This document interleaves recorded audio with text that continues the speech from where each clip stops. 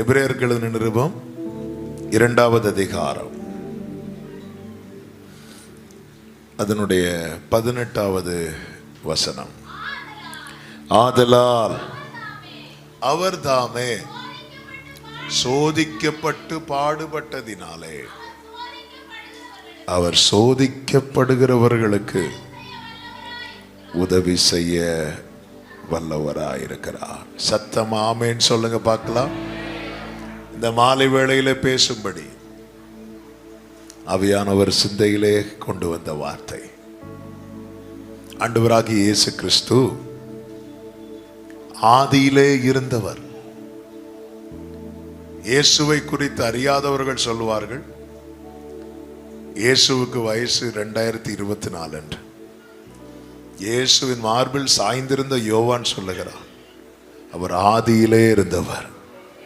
ஆதியிலே வார்த்தை இருந்தது, அந்த வார்த்தை தேவனிடத்தில் இருந்தது, அந்த வார்த்தை தேவனாய் இருந்தது. அந்த வார்த்தை மாம்சமாகி இந்த பூமியிலே இறங்கி வந்தது. எனவே தான் யோவான் இயேசுவின் பிறப்பை குறித்து எழுதும் போது இப்படி சொல்லுகிறார், அவர் தமக்கு சொந்தமானதிலே வந்தார் என்று. மத்தேயும் லூக்காவும் இயேசு பிறந்தார் என்று சொல்லும் போது யோவான் ஒரே லைன்ல இயேசுவின் பிறப்பை, ஒரு ஆழமான சத்தியத்தை எழுதி வைத்தார். அவர் தமக்கு சொந்தமானதிலே வந்தார். அவர் வந்தார் என்றால் இதற்கு முன்னாக இருந்தார் என்று அர்த்தம். நம் தேவன் யார் தெரியுமா? இருக்கிறவராகவே இருக்கிறவர். அவர் நேற்றும் இன்றும் என்றும் மாறாதவராயிருக்கிறார். இந்த தேவன் என்ன செய்கிறார் என்றால் அதனுடைய 16-17 வசனங்களிலே சொல்லப்பட்டிருக்கிறது. ஆதலால் அவர் தேவ தூதருக்கு உதவியாக கை கொடாமல் ஆபிரகாமின் சந்ததிக்கு உதவியாக கை கொடுத்தார். அன்றியும் அவர் ஜனத்தின் பாவங்களை நிவர்த்தி செய்வதற்கு ஏதுவாக தேவ காரியங்களை குறித்து இரக்கமும் உண்மையும் உள்ள பிரதான ஆசாரியராய் இருக்கும்படிக்கு எவ்விதத்திலும் தம்முடைய சகோதரருக்கு ஒப்பாக வேண்டியதாய் இருந்தது. எவ்விதத்திலும் புரியும்படி சொல்லணும்னா, நான் எப்படியோ அப்படியே அவர் தம்மை மாற்றி எனக்கு உதவி செய்ய வல்லவரானார். எனக்கு உதவும்படியாக நான் எப்படியோ அப்படியே அவர் மாறுகிறார். நல்ல கவனமாய் கேளுங்கள். ஒரு மணி நேரம் கர்த்தருடைய வார்த்தையை கேட்க போகிறோம். கர்த்தரை தெய்வமாக கொண்ட ஜனம் பாக்கியம் உள்ளது. நம் தேவன் யார் என்றால் மனிதன் பிற்பாடு கடவுளான அந்த நிலை அல்ல. ஆமேன். அவர் ஏற்கனவே தேவனாய் இருந்தவர் நமக்காக. ஆமேன். என்னை போல் ஆகி எனக்கு உதவுகிறார். என்னை போல் ஆகி. தேவன் பூமியை பார்க்கும்போது பூமியானது ஒழுங்கின்மையும் வெறுமையுமா இருக்கிறது. ஆண்டவர் பிசாசை உண்டாக்கவில்லை, அவனையும் ஒரு நல்ல தூதனாக தான் வைத்திருந்தார். அவன் மீறுதல் நிமித்தம், அவனுடைய பெருமை நிமித்தம், அவனுடைய பாவத்தின் நிமித்தம் அவன் தேவ சமூகத்திலிருந்து தள்ளப்பட்டான். அவன் தள்ளப்பட்ட போது அவனோடு கூட சேர்ந்து அவன் கூட்டத்தாரும் தள்ளப்பட்டார்கள். அதன் பிறகு தேவன் என்ன செய்கிறார் என்றால் மனிதனை படைக்கிறார். மனிதனை படைப்பதற்கு முன்பதாக ஒழுங்கின்மையும் வெறுமையுமாய் இருந்த பூமியை கர்த்தர் ஒழுங்காக்கினார். வெளிச்சத்தை உண்டு பண்ணுகிறார். பூமியில எல்லாவற்றையும் நிரப்புகிறார். எல்லாவற்றையும் எல்லாவற்றாலும் நிரப்புகிறவர். என் ஆண்டவராகிய இயேசு கிறிஸ்து வெறுமையான ஒழுங்கின்மையான பூமியை எப்படி ஒழுங்காக்கி எல்லாவற்றாலும் நிரப்பினாரோ அப்படியே தான் ஒவ்வொருவருடைய வாழ்க்கையிலும் செய்ய அவர் வல்லவராய் இருக்கிறார். நிரப்புகிறார். 6 நாள்ல எல்லாவற்றையும் படைத்து 6ஆம் நாள் முடிவிலே தான் கர்த்தர் யாரை படைக்கிறார் என்றால் மனிதனை படைக்கிறார். மற்றவைகளை படைப்பதற்கும் மனிதனை படைப்பதற்கும் வித்தியாசம் உண்டு. மற்றவைகள் எல்லாம் தேவன் உண்டாக்கும் போது உண்டாக கடவது என்றார், உண்டாயிற்று. உண்டாக கடவது என்றார், அவ்வளவுதான். ஒரு வார்த்தை அனுப்புகிறார், அங்கே அந்த காரியம் வாய்க்கப்படுகிறது. வார்த்தையினால் காரியங்கள் எல்லாம் வாய்க்கப்படும். எனவேதான் 100க்கு அதிபதி ஆண்டவரை பார்த்து கேட்டான், ஒரு வார்த்தை சொல்லும் ஆண்டவரே, ஒரு வாக்குமதி എനിക്കതു മതിയേ, ഒരു വാക്കു മതി, എനിക്കതു മതിയേ. பிரியமானவர்களே, சூரியன், நட்சத்திரம், சந்திரன், நட்சத்திரங்கள், எத்தனை நட்சத்திரங்கள், எவ்வளவோ சயின்ஸ் எந்த அளவுக்கு போயிட்டு பாத்தீங்களா? இங்க இருந்து வேற கிரகத்துக்கு ஆட்களை அனுப்பி கூட்டிட்டு வராங்க. 17 மணிக்கூர்ல மேல இருந்து கீழே மக்கள் வராங்க. இந்த அளவுக்கு அறிவியல் டெக்னாலஜி வளர்ந்த பிறகும் இன்னும் எத்தனை நட்சத்திரங்கள் இருக்கிறது என்று எண்ணி முடிக்க முடியவில்லை. ஆனால் அத்தனை நட்சத்திரங்களுக்கும் பெயரிட்டு அழைத்தவர் நாம் ஆராதித்துக் கொண்டிருக்கிற தேவன். ஹalleluya. இன்னும் எத்தனை நட்சத்திரம் இருக்குன்னு கவுண்ட் பண்ண முடியல. எத்தனையோ மடங்கு கேலக்சி இருக்கு. ஒவ்வொரு கேலக்சிக்குள்ள எத்தனையோ கோடிக்கணக்கான நட்சத்திரங்கள் இருக்கிறது. ஒவ்வொரு நட்சத்திரமும் சூரியனை விட பெரியது. இத்தனை நட்சத்திரங்களையும் ஆண்டவர் படைத்தது ஒரு வார்த்தையினால, ஒரு வார்த்தையினால. உண்டாக கடவுள் என்ற அவ்வளவுதான். சூரியன் இருக்கு, சந்திரன் இருக்கு, நட்சத்திரங்கள் இருக்கு, எல்லாமே அந்தந்த வரிசையில. கர்த்தருக்கு மகிமை உண்டாவதாக. இப்படி எல்லாவற்றையும் படைத்த தேவன், எல்லாவற்றையும் படைத்த தேவன் மனிதனை படைக்கும் போது எப்படி படைக்கிறார் என்றால், மண்ணை அப்படி எடுக்கிறார். ஆமென். அவருடைய செயலை யார் பார்த்துட்டு இருப்பா தெரியுமா? சாத்தான் பார்த்துட்டு இருப்பான். மண்ணை எடுத்து அவர் செய்கிறார் பாருங்க. கண்ணு, மூக்கு, வாய். சாத்தான் பார்த்துட்டே இருக்கிறான். இதை நான் எங்கேயோ பார்த்துருக்கிறேனே. ஆண்டவர் எதை மனசுல வச்சு செய்யறாரு? நான் இப்படி கேட்டுட்டே இருப்பேன், நீங்க சொல்லிட்டே இருக்கணும். எதை மனசுல வச்சு செய்யறாரு? தமது சாயல்.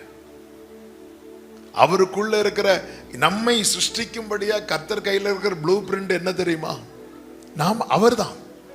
அவரை மனசுல வச்சு இப்படி ஒவ்வொன்றாய் படைத்து ஒவ்வொன்றாய் உருவாக்கும் போது சாத்தானுக்கு ஸ்ட்ரைக் ஆகுது. இதை நான் எங்கேயோ பார்த்துருக்கிறேனே, இது அவர்ல. அப்படி பார்த்துட்டு இருக்கும் போதுதான் கர்த்தர் என்ன செய்கிறார் தெரியுமா? அவன் நாசியிலே சுவாசத்தை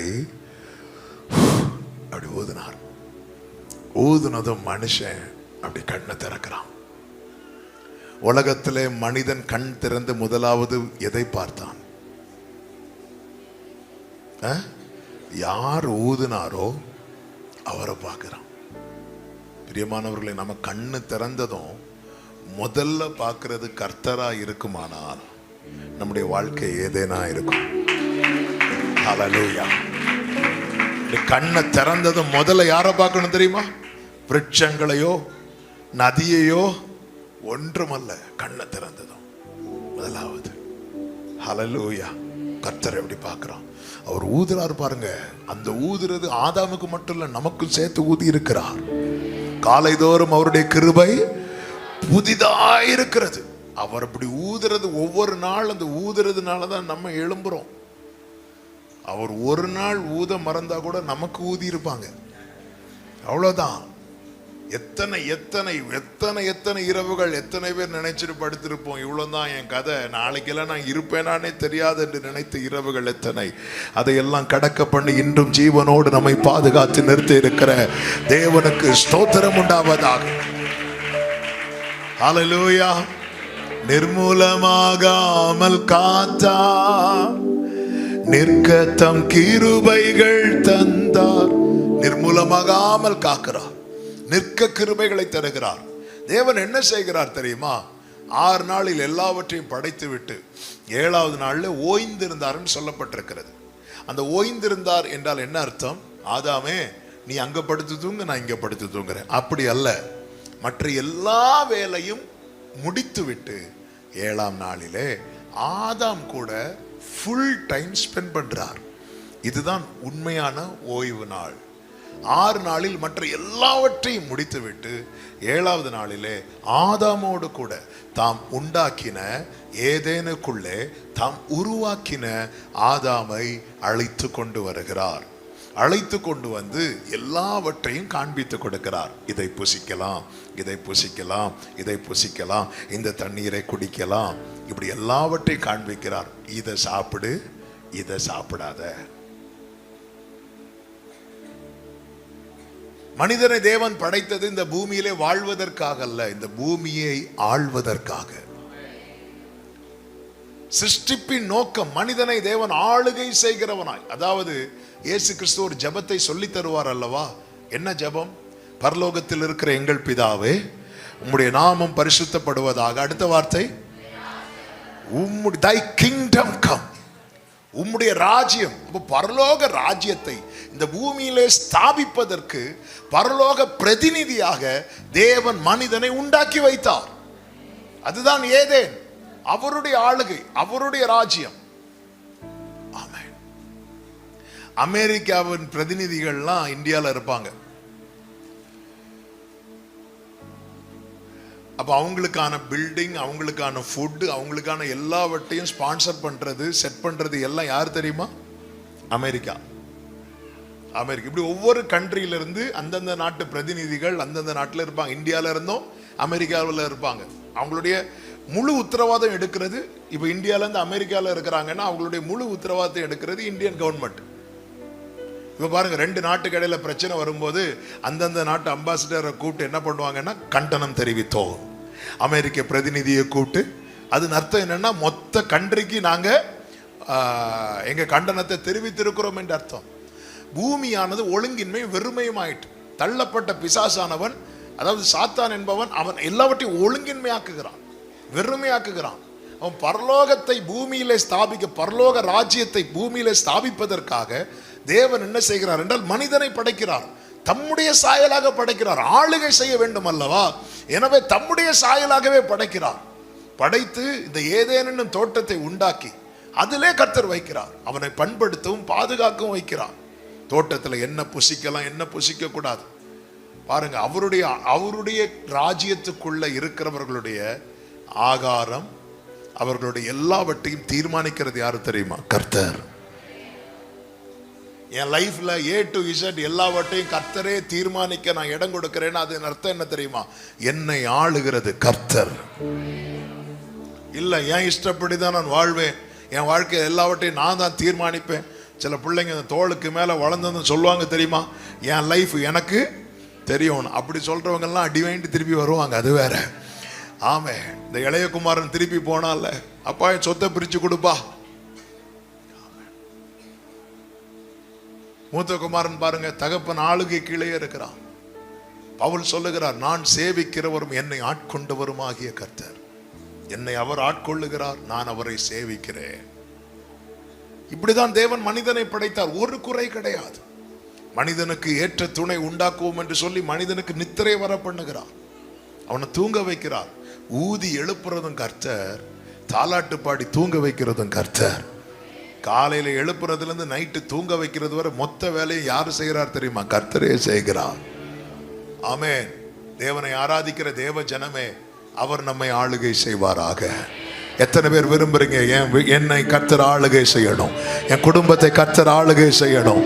ஆளுகை செய்யும் ஆவியானவரே,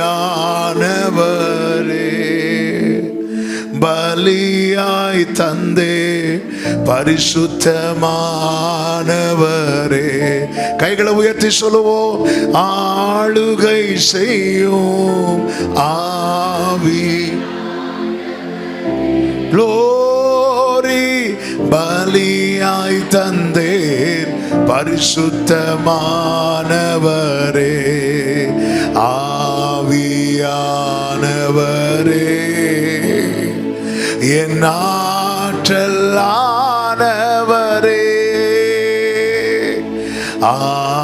ஆவியானவரே, என் ஆற்றலானவரே. ஒவ்வொரு நாளும் இதை கேட்கணும். எனவேதான் இயேசு இப்படி ஜெபிக்க சொல்லி கொடுக்கிறார், உம்முடைய ராஜ்யம் வருவதாக, உம்முடைய சித்தம் பரலோகத்தில் செய்யப்படுவது போல. மனிதன் இந்த பூமியிலே ஆண்டவர் நல்ல நிலையில் வைத்திருக்கும் போதுதான் பிசாசானவன் உள்ளே என்றாகிறான், சர்ப்பத்தின் வாயிலாக உள்ளே நுழைகிறான். ஆமென். பொதுவாக ரொம்ப தந்திரம் உள்ளதெல்லாம் அவன் கையில் எடுக்க பார்ப்பான். உள்ளே நுழைந்து வார்த்தையை புரட்டுகிறான், ஏவாளோடு பேச்சு கொடுக்கிறான்.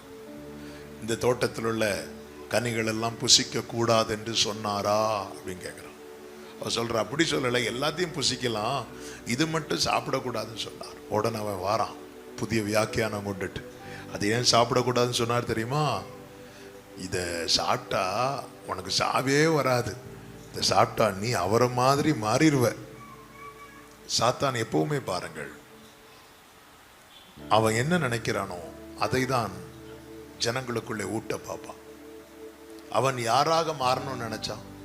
தேவனுடைய ஸ்தானத்தை எடுக்க நினைத்தான், அவன் தள்ளப்பட்டான். அப்ப சாத்தான் மனசுல ஒண்ணு நினைச்சிட்டான், என்ன தெரியுமா? என்னை போல மனுஷனும் நினைச்சிட்டானா அவனையும் தள்ளிடுவாரு. விழுந்தவனுக்கு எப்பவுமே நிக்கிறவனை கண்டா பிடிக்காது. பொதுவா ஸ்கூல்லையும் அப்படிதான், காலேஜ்லயும் அப்படிதான். நமக்கு நம்ம ஃபெயில் ஆயிட்டோம்னா கூட இருக்கிறவங்க இப்படி பார்ப்போம், கூட இருக்கிறவங்களும் ஃபெயில் ஆனாதான் ஒரு சின்ன நிம்மதி. மகனே மார்க் எவ்வளோ மகனே? அப்பா ஃபெயிலுப்பா. ஃபெயில் ஆயிட்டியா?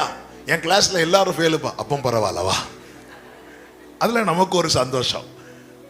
விழுந்துட்டான் சாதான். விழுந்தவனுக்கு நிக்கிறவனை பார்த்தா பிடிக்காது. ஆமே. தோல்வி அடைந்தவனுக்கு ஜெயிக்கிறவனை பார்த்தா பிடிக்காது. அதுவும் ஒரு தூதனை வைத்தால் கூட சாத்தான் சகித்திருப்பான். மண்ணை எடுத்து உண்டாக்கி வச்சாரு பாத்தீங்களா? இதுதான் அவனால தாங்க முடியல. இதுதான் என் தேவனுடைய செயல். ஞானிகளை வெட்கப்படுத்த அவர் பைத்தியங்களை தெரிந்தெடுப்பார். உள்ளவைகளை அவமாக்க இழிவானவைகளையும் அற்பமாய் எண்ணப்பட்டவைகளையும் தெரிந்தெடுப்பார். அதனாலதான் தன் எண்ணத்தில் ஞானியா இருக்கிற எவரையும் கர்த்தர் என்ன செய்ய மாட்டாராம்? மதிக்க மாட்டார் என்று பைபிள்ல இருக்கு. நான் தான், என்னை தவிர அங்க யாரும் கிடையாது. லூசிபர் அப்படிதான் நினைச்சான். என்னை விட்டு அங்க யார் சூப்பரா வர்ஷிப் பண்ணுவா, என்னை விட்டு அங்க யார் சூப்பரா ஆராதிப்பா, இப்படி நினைச்சிட்டு இருந்தான். ஆண்டவர் பார்த்தாரு, அப்படியா சொல்ற? உன்னை விட பெஸ்டா உருவாக்குறேன்னு சொல்லல. ஆமென். அவர் உன்னை வெட்கப்படுத்துறதுக்காக அவர் மண்ணை எடுத்து. ஆமென். சவுல் பாருங்க, இஸ்ரவேலின் முதல் ராஜா. எல்லாரும் அவன் தோளுக்கு கீழே. அவன் சவுல் நினைச்சான், இனி என் ஸ்தானத்துல இன்னொருத்தன் வரணும்னா என்னை விட உயரமா இருக்கணும், அப்படி இருக்கணும்னு சவுல் நீதான் நினைக்கணும். கர்த்தருக்கு அப்படி தேவையில்லை. ஆண்டவர் என்ன பண்ணார் தெரியுமா? ஆட்டு தொழுவத்திலிருந்து ஒருவனை எடுத்தார், தூக்குறார், தூக்கி கொண்டு வரார். ஆமே. ராஜாவா இருப்பதற்கு பார்வைக்கு எந்த தகுதியும் இல்லாதவன். கோலியாத்து கூட அவன் உருவத்தை பார்த்து என்ன செய்தான் தெரியுமா? அசட்டை பண்ணினான் இருக்கு. எப்படி இருக்கும்? கோலியாத்தோடு ஃபைட் பண்ண இஸ்ரவேலின் சார்பா தாவீது உள்ள என்றானதும் வேதம் சொல்லுகிறது, கோலியாத்து சுத்தி பார்த்தானா. இப்படி சுத்தி பார்க்கறான். சுத்தி பார்க்கும்போது கீழே இருந்து தாவீது கை தட்டுறான், ஹலோ நான் தான். ஆமே, நீயா? அவன் தோற்றத்தை, அவன் ஷேப், அவன் சைஸை பார்த்து இவன் அசட்டை பண்ணினான் என்று பைபிள்ல இருக்கிறது. ஆனால் அந்த தாவீதை கொண்டு தான் கோலியாத்தை வீழ்த்தினார். அந்த தாவீதை தான் கர்த்தர் சவுலை தள்ளி அந்த ஸ்தானத்தில் உட்கார வைத்தார். என் ஆண்டவர் ஞானிகளை வெட்கப்படுத்த பைத்தியங்களை தெரிந்தெடுக்கிறவர். இந்த மாலை வேளையில் என கேட்டுக்கொண்டிருக்கிற அன்பு உள்ளமே, நீங்கள் யாரா இருந்தாலும் சரி, கர்த்தர் எவரையும் மேன்மைப்படுத்தவும் பலப்படுத்தவும் வல்லவராயிருக்கிறார். ஆமென் சொல்லுங்க பார்க்கலாம். எவரையும் மேன்மைப்படுத்தவும், யாரா இருந்தாலும் சரி. அல்லேலூயா. ஆமே. ஒரு பழைய பாட்டு பாடுவோம்ல, ஆமே. மண்ணை பிசைந்து மனிதனை படைப்பது லேசான காரியம். மண்ணை பிசைந்து மனிதனை படைத்தது லேசான காரியம்.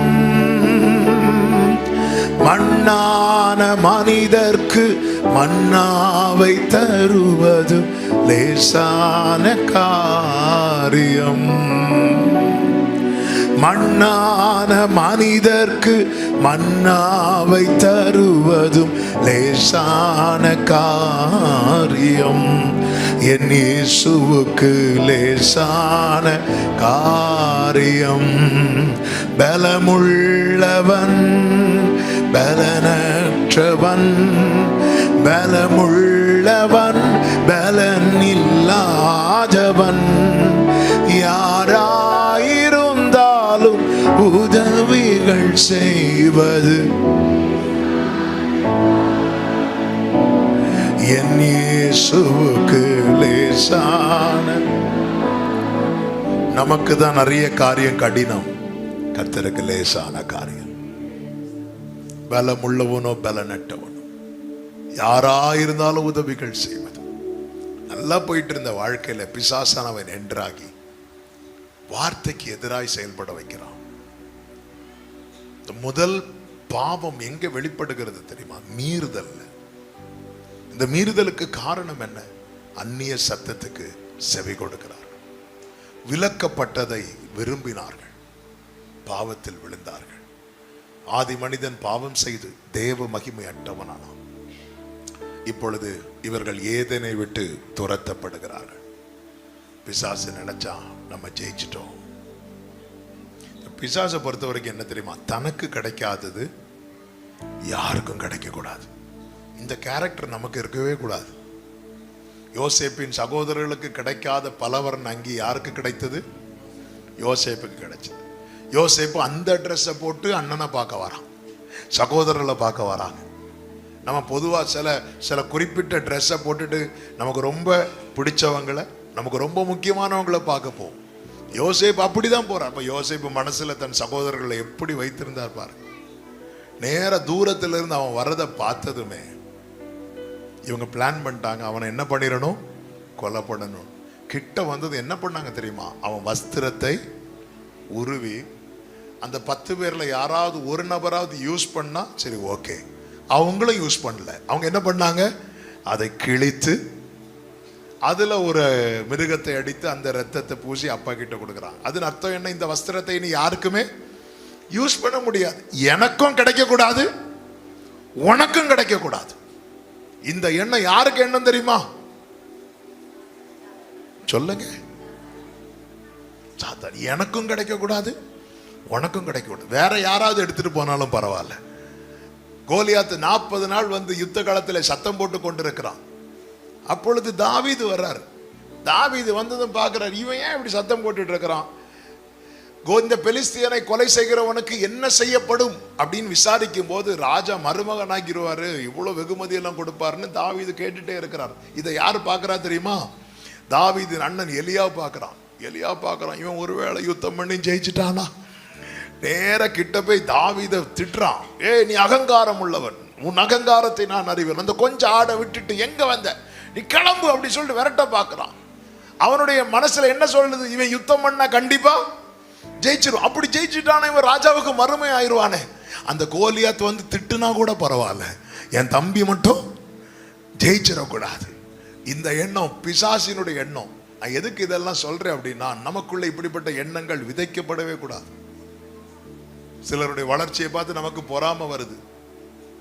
ஆனா யாரோ வளருவாங்க, அதை பத்தி நம்ம கவலைப்பட மாட்டோம். நம்ம கூட இருக்கிறவங்க, நம்ம கூட ஆராதிக்கிறவங்க, நம்முடைய உடன் பிறந்தவர்கள், அவர்களுடைய உயர்வு முன்னேற்றத்தை பார்த்து நமக்கு பொறாமை, நமக்கு எரிச்சல், நமக்கு கொஞ்சம் கஷ்டமா இருக்குனாலே நமக்குள்ளே பிசாசானவன் தன் காரியத்தை விதைக்க ஆரம்பித்து விட்டான் என்று அர்த்தம். பிசாசு நமக்கு கிடைக்காத ஸ்தானம் மனிதனுக்கும் கிடைக்க கூடாது. அவன் நினைத்தபடியே ஏதேனை விட்டு வெளியே தள்ளிட்டான். ஆனால் அவன் நினைக்காத ஒரு தீர்க்க தரிசனம் அந்த இடத்துல தான் வெளிப்படுகிறது. கர்த்தர் சர்ப்பத்தை பார்த்து சொல்லுகிறார், உனக்கும் அவள் வித்துக்கும் நான் பகையை உண்டாக்குவேன், அவர் உன் தலையை நசுக்குவார். இது அவன் கொஞ்சமும் எதிர்பார்க்கல. இதை அவன் கொஞ்சமும் எதிர்பார்க்கவில்லை. காரணம், பிசாசினுடைய தந்திரங்களிலே, பிசாசினுடைய கண்ணியிலே மனிதன் அறியாமல் அகப்பட்டு அவன் தேவ மகிமை அற்றவனாகி தேவ சமூகத்தை விட்டு தூரப்படுத்தப்படுகிறான். இப்பொழுது அவன் யாராக மாறுகிறான் என்றால், ஆளும்படியாய் படைக்கப்பட்டவன் இப்பொழுது அடிமையாக மாறுகிறான். இப்பொழுது வாழ்வதற்கான வழியை தேடுகிறான். ஹல்லேலூயா. அதாவது சொந்த வீட்டில் குடியிருக்கிறதற்கும் வாடகை வீட்டில் குடியிருக்கிறதுக்கும் வித்தியாசம் உண்டு. சொந்த வீட்டில் இருந்துட்டு வாடகை வீட்டுக்கு போகிற அனுபவம் இருக்கு தெரியுமா? அப்படி ஒரு நிலைதான் இந்த ஆதாம் ஏவாளுடைய நிலை. ஒரு இடத்துல இருந்து ஆளுகை செய்து கொண்டிருக்கிறார்கள்.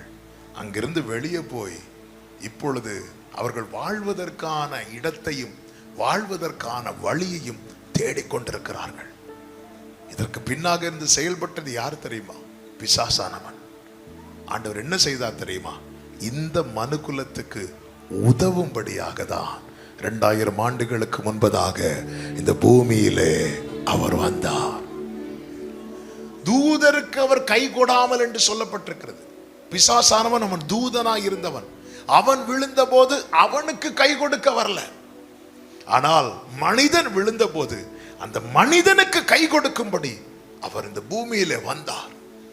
கர்த்தருக்கு மகிமை உண்டாவதாக. இந்த வேதம் முழுவதும் நீங்க பார்த்தீங்கன்னா, எஸ்பெஷலி பழைய ஏற்பாடு ஃபுல்லா நீங்க பார்த்தீங்கன்னா, ஒவ்வொரு புத்தகத்திலும் கிறிஸ்துவை குறித்ததான தீர்க்க தரிசனம் உரைக்கப்பட்டு கொண்டே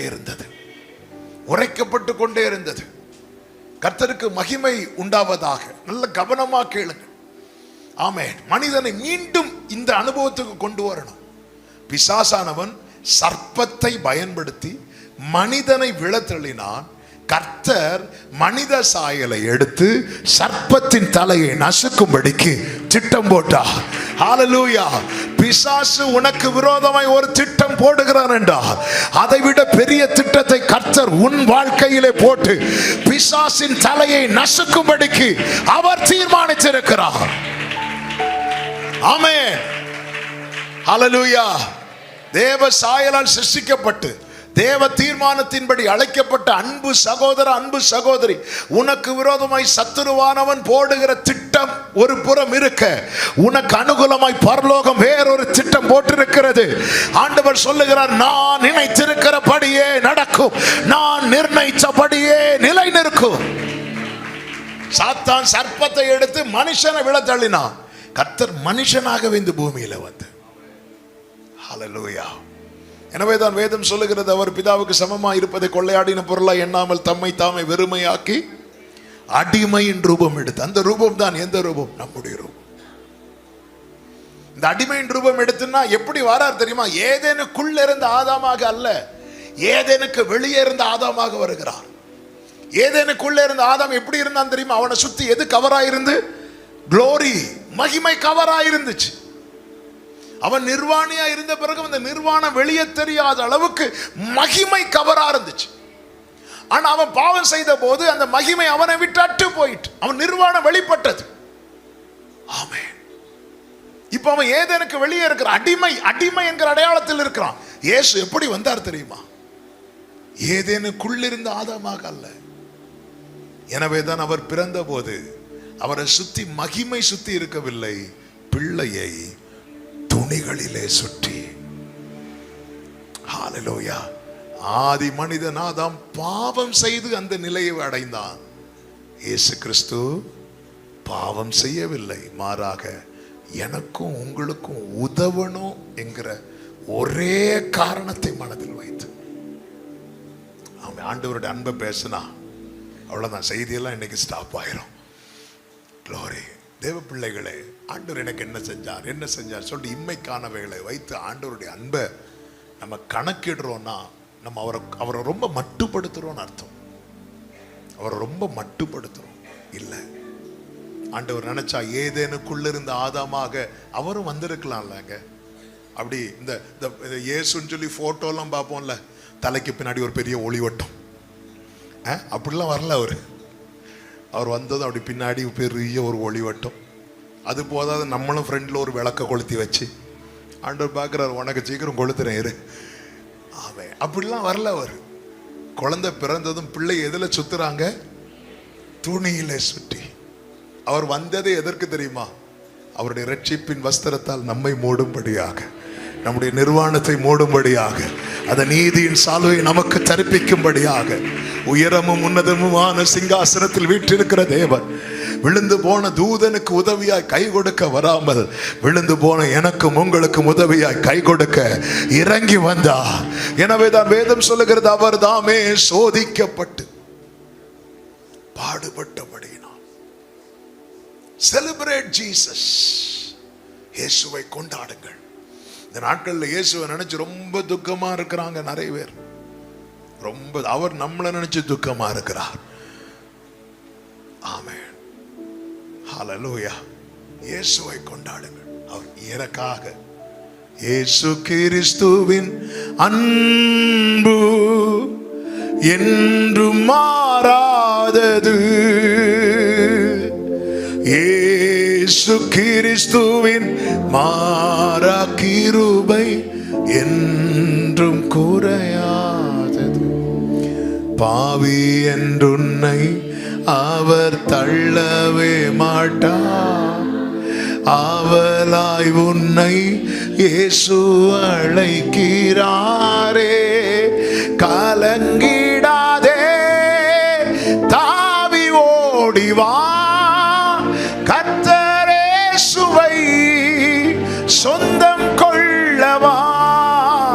கலங்கிடாதே, தாவி ஓடிவா, தந்தை இயேசுவை சொந்தம் கொள்ளவா. தந்தை இயேசுவை சொந்தம் கொள். சர்வத்தையும் படைத்தவர், சகலமும் அவராலும் அவர் மூலமாயும் அவருக்காக உண்டாக்கப்பட்டது. சிருஷ்டிப்பின் காரணர், சிருஷ்டிப்பின் நாயகர். இப்ப அவருடைய துணியில சுத்தி வச்சிருக்கிறாங்க. அவர் நிர்வாணத்தை மூட. ஏண்டவர் எப்படி வந்தீங்க? நீங்கள் மகிமையில் வாசம் பண்ணினவர் அல்லவா?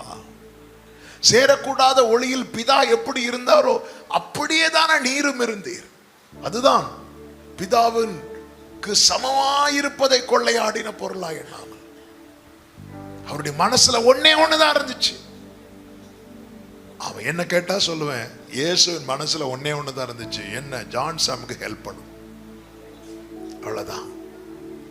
என் பிள்ளைக்கு நான் ஹெல்ப் பண்ணணும். அதான் உதவியாக கை கொடுத்தா, உதவியாக கை கொடுத்தா, உதவியாக கை கொடுத்தா. இந்த மாலை வேளையில எத்தனை பேர் நிச்சயத்தோடு சொல்ல முடியும், எனக்கு ஹெல்ப் பண்ணதா இயேசு இந்த பூமியில வந்தா, எனக்கு ஹெல்ப் பண்ணதா, எனக்கு ஹெல்ப் பண்ண, எனக்கு ஹெல்ப் பண்ணதா. ஹalleluya. அவர் தாமே சோதிக்கப்பட்டு நான் என்னென்ன ஃபேஸ் பண்ணுவேனோ அது எல்லாத்தையும் அவர் ஃபேஸ் பண்றார். எல்லாத்தையும் மெய்யாகவே அவர் நம்முடைய பாடுகளை ஏற்றுக்கொண்டு, மெய்யா அது உண்மை. வேதம் சத்திய எழுத்து, அதுலயும் மெய்யாகவே அடிஷனலா எழுதப்பட்டிருக்குன்னா அதன் அர்த்தம் என்னன்னா அதை நீ நம்பிதான் ஆகணும். அவர் சோதிக்கப்பட்டு பாடுபட்டதினால. அப்ப நான் எந்த பாதையில பயணிக்கிறேன் என்பதை அவர் பயணித்தறிந்திருக்கிறார். பார்த்தறியவில்லை, பயணித்தறிந்திருக்கிறார். ஆமென்.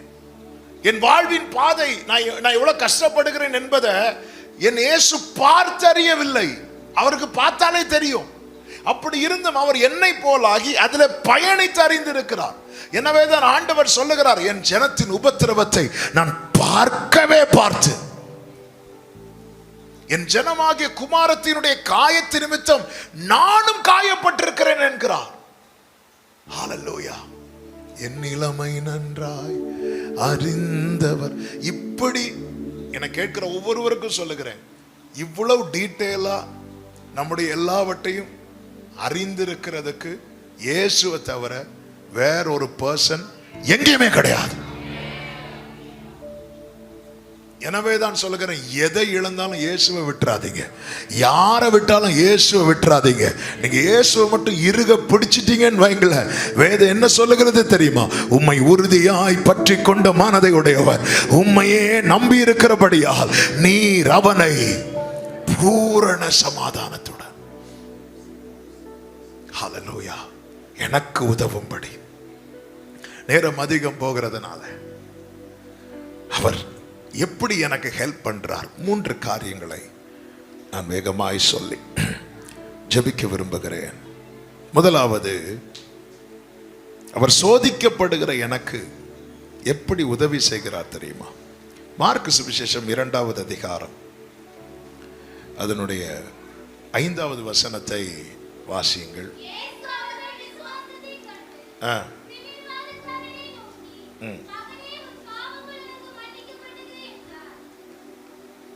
ஒரு விஷயம் கூட வாசியுங்கள்.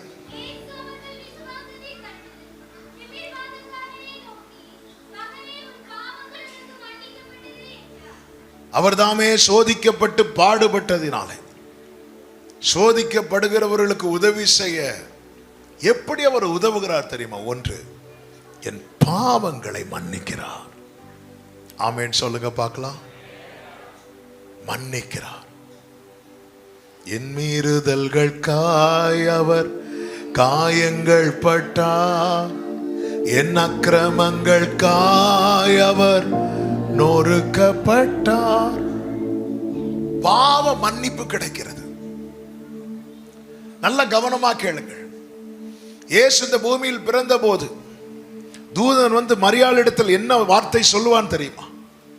மத்தேயு சுவிசேஷம் 1வது அதிகாரம் அதனுடைய 21வது வசனத்திலே, அவள் ஒரு குமாரனை பெறுவாள், அவருக்கு இயேசு என்று பெயரிடுவாயாக, ஏனெனில் அவர் தமது ஜனங்களின் பாவங்களை நீக்கி அவர்களை ரட்சிப்பார். இயேசு இந்த பூமியிலே யோவானால் ஞானஸ்நானம் பெற வரும்போது பரிசுத்தாவில் நிறைந்தவனாய் யோவான் ஸ்நானன் இயேசுவை பார்த்து சொன்ன வார்த்தை என்ன தெரியுமா? இதோ உலகத்தின் பாவத்தை சுமந்து தீர்க்கிற தேவாட்டுக்குட்டி. ஆண்டவராக இயேசு கிறிஸ்து கப்பர்நகூமிலே ஒரு வீட்டில் உட்கார்ந்து இருக்கிறார். இயேசு எங்க இருந்தாலும் கூட்டம் அதிகமா இருக்கும். ஆமென். அவரிடத்தில் இருந்தல்லவா ஜீவன் வெளிப்படுகிறது. அந்த ஜீவன் மனுஷருக்கு ஒளியாயிருக்கிறது. எனவேதான் இருளில் இருந்த ஜனங்கள் பெரிய வெளிச்சத்தை கண்டார்கள் என்று வேதம் சொல்லுகிறது. இப்ப கப்பர்நகூமில் ஒரு வீட்டில் இயேசு இருக்கிறார். திரளான ஜனங்கள், வாசல் ஃபுல்லா ஆட்கள், உள்ளேயே என்ட்ராக முடியாது. ஆமென். ஃபுல்லா ஆட்கள். நமக்கு இவ்வளோ ஃபேன் இருந்தே சூடு தாங்க முடியல. அன்னைக்கெல்லாம் எப்படி சகிச்சிருப்பாங்கன்னு தெரியல. எல்லா இடத்தையும் கவர் பண்ணி ஆட்கள் இருக்கிறாங்க. இப்படி இருக்கும்போது தான் 4 வாலிபர்கள் ஒரு கட்டில்ல ஒரு திமிர்வாதக்காரனை சுமந்து கொண்டு வருகிறார்கள். இயேசு இருக்கிறதை கேள்விப்பட்டு சுமந்து கொண்டு வராங்க. வீட்டு பக்கத்துல வந்து பார்த்தா ஃபுல்லா ஆட்கள், உள்ள என்டரே ஆக முடியாது. ஆனா அந்த 4 பேர் என்ன தீர்மானிக்கிறாங்க தெரியுமா? நம்ம சுமந்துட்டு வந்துட்டோம், திரும்பி சுமந்து கொண்டே போகக்கூடாது. ஒரு ஆமேன் சொல்லுங்க பார்க்கலாம். நீங்க சுமக்கிறது தப்பு இல்லை, ஆனா இயேசு கிட்ட சுமந்துட்டு வந்துட்டு திருப்பியும் சுமந்து கொண்டே போறோம் தெரியுமா? இங்கதான் நம்ம கோட்டை விடுறோம். இயேசு என்ன சொன்னார்? வருத்தப்பட்டு பாரம் சுமக்கிறவர்களே, நீங்கள் எல்லாரும் என்னிடத்தில் வாருங்கள், நான் உங்களுக்கு இளைப்பாறுதலை தருவேன். இப்ப சுமந்து கொண்டு வாராங்க. உள்ள போக முடியல. உள்ள போக முடியாததும் அவங்க என்ன பிளான் பண்ணாங்க தெரியுமா? மேல பாக்குறாங்க, கூரைய பிரிக்கிறாங்க. கூரையை பிரித்து அந்த கட்டில மெதுவா உள்ள இறக்குறாங்க. உள்ள எப்படி ஆட்கள் இருக்கிறாங்க? நெருக்கமா இருக்கிறாங்க. இப்போ இங்க இந்த டாப் ஓபன் பண்ணி கட்டில இறக்குறாங்கன்னா இறக்கி வைக்கிறதுக்கு ஃப்ரண்ட்ல என்ன இருக்கு? இடம் இருக்கு. ஆனா இயேசு இருக்கிற இடத்துல அப்படி இடம் இருக்குன்னு நினைக்கிறீங்க? இடம் இல்லை. ஆனா இடம் இல்லைன்னாலும் இயேசுவுக்கு முன்பாக வைக்கும்படி ஒன்றை நாம் கொண்டு வந்தால் அங்க இடம் உண்டாகும். காரணம், இயேசு என்ன சொன்னார் தெரியுமா? என்னிடத்தில் வருகிறவனை புறம்பே தள்ளுவதில்லை. கட்டில மேல ஓபன் பண்ணி, கூரை ஓபன் பண்ணி கட்டில இறக்கி வைக்கிறாங்க. எல்லாரும் என்ன எதிர்பார்த்துட்டு இருக்கிறாங்க தெரியுமா? உன் படுக்கையை எடுத்துக்கொண்டு நட, உனக்கு சுகம் உண்டாவதாக. இப்படி ஏதாவது சொல்லி இருந்தாங்க பிரச்சனையே இல்லை. இயேசு இப்படி சொல்லுவாருன்னு பார்த்துதான் அந்த 4 வாலிபர்களும் தூக்கிட்டு வராங்க. அந்த கட்டில கிடக்கிறவன் அப்படிதான் நினைக்கிறான், சுத்தி இருக்கிறவங்களும் அப்படிதான் பாக்குறாங்க. ஆனா இயேசு அப்படி சொல்லுவார் என்று பார்க்கும்போது இந்த இடத்துல தான் இயேசு சொல்லுகிறார், உன் பாவங்கள் உனக்கு மன்னிக்கப்பட்டது அப்படிங்கிறார். எல்லாரும் பிரச்சனையை பார்க்கிறாங்க, இயேசு அந்த பிரச்சனைக்கான காரணத்தை பார்க்கிறார். இந்த பிரச்சனைக்கு காரணம் எது? பாவம். அந்த ரூட், அந்த வேரை பார்க்கிறார். அந்த வேரை இல்லாம ஆக்கணும். மேல பிரச்சனை, அந்த ப்ராப்ளம் மட்டும் சால்வ் பண்ணா. சில பாருங்க, இப்ப காலில் ஒரு முள்ளு குத்திட்டு முள்ளை எடுக்கும் போது ஒரு சின்ன பீஸ் உள்ள உடஞ்சி உள்ள இருந்துட்டு காலுக்குள்ள இருக்கு, நமக்கு தெரியல. நம்ம என்ன நினைப்போம் தெரியுமா? அந்த முள்ளை எடுத்துட்டோன்னு வீக்கம் போடுது. வீக்கத்துக்கான மருந்து வாங்குறோம், மருந்து போடுறோம், வீக்கம் என்ன ஆகுது? குறையுது. அந்த மருந்து எஃபெக்ட் தாண்டினதும் மீண்டும் கால் என்ன செய்யுது? வீங்குது. ஏன் வீங்குது? முள்ளு உள்ள இருக்குது. அப்ப திருப்பியும் போய் வீக்கம் குறையிறதுக்கான மருந்து வாங்குறோம், போடுறோம், வீக்கம் குறையுது. அந்த மருந்துக்கு எஃபெக்ட் இல்லை, வீக்கம் குறையுது. அந்த எஃபெக்ட் தீர்ந்ததும் மீண்டும் என்ன செய்யுது? வீங்கிட்டு தான் இருக்கும். எவ்வளவு கடைசியில் போட்டு போட்டு என்ன ஆயிரும் தெரியுமா? அந்த மருந்து போட்டு நமக்கு இந்த பெயின் கில்லர் சாப்பிட்டு சாப்பிட்டு சாப்பிட்டு நிறைய பேருக்கு அந்த பெயின் கில்லருக்கு எஃபெக்டே இல்லாமல் போயிடும்.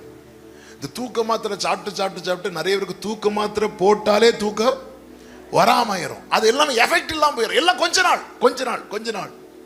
அப்போ இந்த வீக்கம் இனி வராம இருக்கணும்னா என்ன செய்யணும்? ஆபரேஷன் பண்ணணும். அந்த முள்ளை நம்ம என்ன பண்ணுவோம் தெரியுமா? மருந்தை மாற்றுவோம், சர்ச்சை மாற்றுவோம், பாஸ்டரை மாற்றுவோம், பைபிளையே மாற்றுவோம், யூடியூப் சேனலை மாற்றுவோம், எல்லாம் மாற்றுவோம். நம்மளை மட்டும் மாற்றவே மாட்டோம்.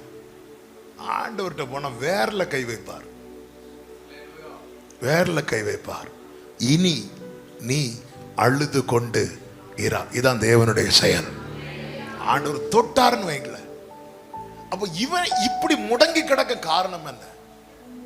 பாவம். ஆண்டவர் என்ன பண்றார் தெரியுமா? பாவத்தை மன்னிக்கிறார். நல்ல கவனமா கேளுங்க. நம்ம பிரச்சனை சால்வானா போதும்னு இருக்கிறோம். ஆனா அந்த பிரச்சனைகளுக்கான காரணத்தை நான் பல நேரத்தில் யோசிக்கிறது இல்லை. இஸ்ரவேல் ஜனங்கள் எகிப்தின் உபத்திரவத்தை தான் வெறுத்தார்களே தவிர எகிப்தின் வாழ்க்கையை வெறுக்கல. இஸ்ரவேலர்கள் எகிப்துல பட்ட கஷ்டம் இருக்குல்ல, அதுதான் வெறுத்தாங்க. எகிப்து லைஃப வெறுக்கல. இஸ்ரவேல் ஜனங்கள் ஏன் முறையிட்டாங்க? திடீர்னு கானான் மேல ஆசை வந்ததுனாலயா? ஒண்ணும் கிடையாது. சிலர்லாம் பாருங்க, ஸ்கூல் படிக்கிற பிள்ளைங்களே சொல்லுவாங்க, எப்போ ஆண்டவர் வருவாருன்னு ஏக்கமா இருக்கு. ஏன்? நாளைக்கு ரிசல்ட் வருது. அதனால இன்னைக்கு ஆண்டவர் வந்துட்டாருன்னா போயிடலாம்ல. ஆமே. இப்படிதான் இஸ்ரவேலர் அப்படி முறையிட்டார்கள், பெருமூச்சு விட்டு. எதுக்கு பெருமூச்சு விட்டு ஆள்றாங்க? ஏன்னா பார்வோன் அடி அடின்னு போட்டு அடிக்கிறான். அவங்களுக்கு எகிப்து லைஃப் வெறுக்கல்ல, அவங்களுக்கு அந்த லைஃப் ஸ்டைல் பிடிச்சிருக்குது. ஆனா அந்த வலினால அவங்க கத்துறாங்க. இன்னைக்கு அநேகர் பாருங்க, அந்த பிரச்சனை சால்வானா போதும். பிரச்சனை சால்வானா நாளைக்கு திருப்பியும் பிரச்சனை வரும். அந்த பிரச்சனைக்கு காரணம் என்ன? பாவம். ஆண்டவராக இயேசு கிறிஸ்து கெத்செமனே தோட்டத்துக்கு போவதற்கு முன்பதாக சீஷர்களிடத்தில் என்ன சொல்வார் தெரியுமா? உலகத்தின் அதிபதி வருகிறான், அவனுக்கு என்னிடத்தில் ஒன்றும் இல்லை. இப்படி ஒரு நிலை லைஃப்ல வரணும்னா என் பாவங்கள் மன்னிக்கப்படணும். எவனுடைய மீறுதல்கள் மன்னிக்கப்பட்டதோ, எவனுடைய பாவங்கள் மூடப்பட்டதோ அவன் பாக்கியவான். ஆண்டவரே, என் லைஃப்ல இவ்வளோ பிரச்சனை இருக்குப்பா, இதுக்கு பின்னாக இருப்பது பாவம்னா என்னை மன்னியும் ஆண்டவரே. நம்ம எஸ்பெஷலி சர்ச்சுக்கு போறவங்க, அதுலயும் இந்த பெந்தேகோஸ்தே சர்ச்சுக்கு போறவங்க, நம்ம எல்லாம் என்ன நினைச்சிட்டு இருப்போம் தெரியும்? நம்ம கிட்ட ஒரு பாவமும் இல்லைன்னு நினைச்சிட்டு. பாவம்னது இது ஓப்பன் கிரவுண்ட்ல பேசக்கூடிய செய்தி இல்லை.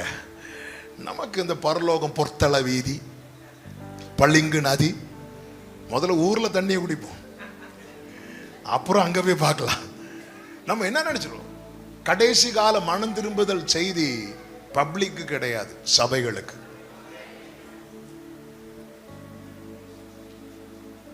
கர்த்தருடைய நியாய தீர்ப்பு ஆண்டவருடைய வீட்டிலிருந்து துவங்குமா.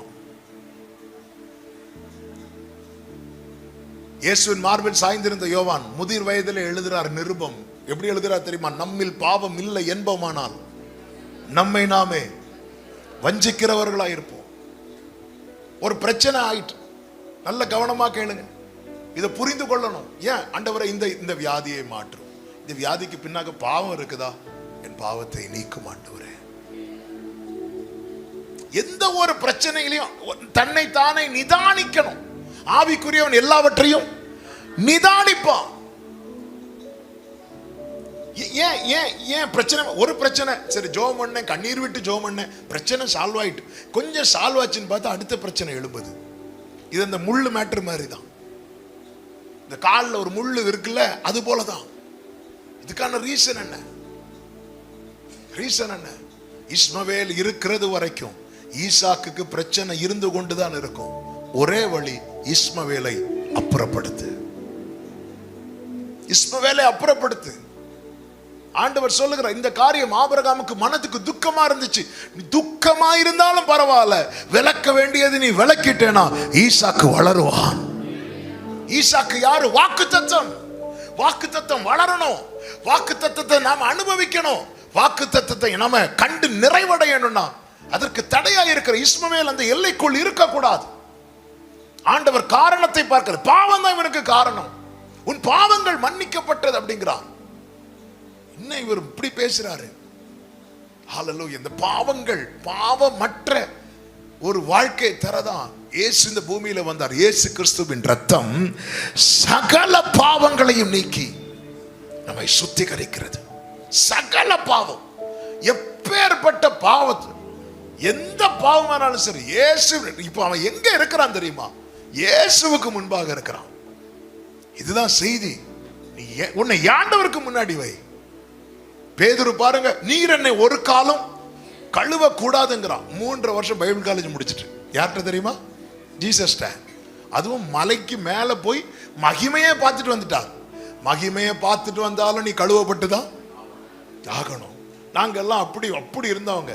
சில சொல்லுவாங்க, சில இந்த மாதிரி ரட்சிப்பின் செய்தி வந்தா, இதை என் புருஷன் கேட்டிருக்கணும் பாஸ்டர். இன்னைக்கு செய்தி யாருக்கு தான்? இன்னைக்கு செய்தியை நீங்க கேட்டீங்கன்னா உங்க புருஷன் ஆட்டோமேட்டிக்கா இங்க வந்து உட்கார்ந்துருப்பா. ஹல்லேலூயா. ஏசாவை மாட்டோன்னு ஜெபம் பண்ணாத யாக்கோவே, என்ன ஒரு விஷயம் கூட தொடுங்கன்னு ஜெபம் பண்ணு. ஏசா ஆட்டோமேட்டிக்கா திருந்துவான். ஆமென். நமக்கு தெரியாது, அதனாலதான் நம்ம தேவ சமூகத்துல வைக்கணும். ஹல்லேலூயா. உகந்த காணிக்கையா ஒப்பு கொடுத்தேனையா, சுகந்த வாசனையா நுகர்ந்து. தாவீது சொல்வார், ஜீவனுள்ள ஒருவனும் உமக்கு முன்பாய் நீதிமான் அல்லாததினால் உமது அடியேனை நியாயம் தீர்க்க பிரவேசியாது. என்ன ஜபங்க இது! ஆண்டவரே, உமக்கு முன்னாடி பார்த்தா நான் ஒண்ணுமே கிடையாதுப்பா. எல்லாருமே அப்படிதான். சேராபீன்கள் இடத்துல ஏதாவது பாவத்தை சொல்லுங்கள், ஏதாவது ஒரு பாவத்தை சொல்லுங்கள். ஒன்றுமில்லையே. அப்படி இருந்தும் அந்த பரிசுத்தருக்கு முன்பாக அவைகளுக்கு நிற்க முடியாமல் அல்லவா தங்களை மூடிக்கொள்ளுகிறார்கள். அப்படி என்றால் நாம் ஆராதிக்கிற தேவன் எவ்வளவு பரிசுத்தர்! அந்த பரிசுத்தம் உள்ள தேவன் என்னை போல மாறி வந்தது எதற்கு தெரியுமா? என் பாவங்களை மன்னிப்பதற்காக. என் பாவங்கள் என் இயேசு மன்னித்து விட்டார். இது நினைக்கும் போது எவ்வளவு சந்தோஷம் தெரியுமா? ஆமென். என் பாவத்தை அவர் மன்னித்து விட்டார் நினைக்கும் போது இருக்கிற சந்தோஷம், glory. ஹல்லேலூயா. பாவம், இயேசு கிறிஸ்து உலகத்தின் பாவத்தை சுமந்து தீர்த்தார். இப்ப ஜனங்களுக்குள்ள ஒரு சலசலப்பு உண்டாகிறது. பாவங்களை மன்னிக்கிறதற்கு. ஆமென். யார்? தேவன் ஒருவரை அன்றி பாவங்களை மன்னிக்கத்தக்கவர் யார் என்று தங்கள் இருதயங்களிலே சிந்தித்துக் கொண்டிருக்கிறார்கள். அவங்கள பொறுத்த வரைக்கும் இது என்ன வார்த்தை தெரியுமா? தேவதூஷணம். அப்படி சொல்லும் போது இயேசு ஒரு வார்த்தை சொல்லுகிறார் பாருங்கள். 9வது வசனம். உன் பாவங்கள் உனக்கு மன்னிக்கப்பட்டது என்று சொல்வதோ, எழுந்து உன் படுக்கை எடுத்துக்கொண்டு நடவென்று சொல்வதோ எது? இப்போ இதே கேள்வியை உங்ககிட்ட கேட்கிறேன். எது எளிது? உன் பாவங்கள் உனக்கு மன்னிக்கப்பட்டதுன்னு சொல்றதா, இல்ல எழும்பவே முடியாத ஒருத்தனை பார்த்து எழுந்து உன் படுக்கை எடுத்துக்கொண்டு நடன்னு சொல்றதா? எது எளிது?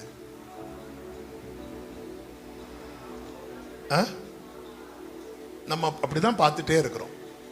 சரி, இப்போ நான் ஒரு காரியத்தை எக்ஸ்பிளைன் பண்ணும்போது உங்களுக்கு புரிய வரும். இயேசு கிறிஸ்து அப்போ பாவங்களை மன்னிக்கிறது ஒரு பக்கம் இருக்கு, இன்னொரு பக்கம் அற்புதம். எழுந்து உன் படுக்கை எடுத்துக்கொண்டு நடங்கன்னா இயேசு செய்கிற அற்புதம். இயேசு எத்தனை அற்புதம் செய்தார்? நிறைய செய்தார். ரொம்ப யோசிக்க வேண்டாம், நிறைய செய்தார். ஓகே. எந்த அற்புதத்தை செய்யறதுக்கு அவர் ரொம்ப கஷ்டப்பட்டார்? இயேசு செஞ்ச அற்புதத்தெல்லாம் சொல்லுங்க, பெரிய பெரிய அற்புதம்லாம் சொல்லுங்க, சும்மா சொல்லுங்க.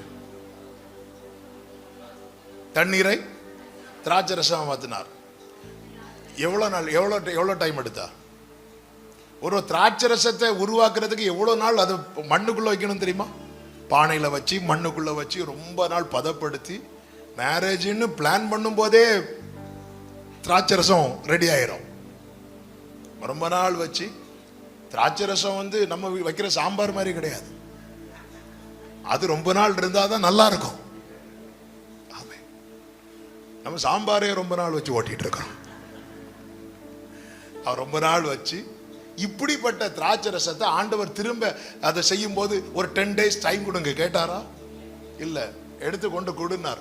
தண்ணீரை எடுத்துட்டு போற வழியில அது ரசமா மாறுது. ரசமா மாறினது மட்டும் இல்ல, முந்தின ரசத்தை விட இதுக்கு ஆண்டவர் ஏதாவது ரிஸ்க் எடுத்தாரா? இல்ல. அடுத்த அற்புதம் சொல்லுங்க. நிமிரக்கூடாத கூனி, அந்த கூனி நிமிர முடியாம மாறது எத்தனை வருஷம் ஆச்சு தெரியுமா? 18 வருஷம் ஆச்சு. ஏசு அவளை நிமிர பண்றதுக்கு எவ்வளவு நேரம் ஆச்சு? 1 செகண்ட் எக்ஸ்ட்ரா. அட்லீஸ்ட் ஒரு 18 நிமிஷமாவது எடுத்திருக்கணும்ல. எடுத்தாரா? இல்ல. வேற லாசரு மரித்து எத்தனை நாள் கழிச்சு வந்தார் இயேசு? 4 நாள் கழித்து வந்தார். லாசருவின் சரீரம் எப்படி ஆச்சு? அழுகி போச்சு. அப்ப அந்த ஆத்மா எங்க போச்சு? பாதாளத்தை நோக்கி பயணிக்கிறது. இப்ப இயேசு அடுத்த 4 நாள் ஃபாஸ்டிங் பிரேயர் போட்டாரா? இல்ல. லாசருவே வெளியே வாண்டார். வெளியே நிக்கிறான். எது எளிது? வேற அற்புதம் விட்டா நீங்க நாளைக்கு வர சொல்லிட்டு இருப்பீங்க. அவன் 5 அப்பத்தை 5000க்கு அதிகமா பெருக பண்ணார்ல. எடுத்தாரு, விட்டாரு, கொடுத்தாரு. இதுல எதுக்காவது ரிஸ்க் எடுத்தார் ஆண்டவர்? 6000 பிசாசுகளை ஒரு வாலிபனுக்குள்ள இருந்து துரத்தினார் அல்லவா? சோத்திர பலிகள் 6000 தடவை வாசித்தாரா?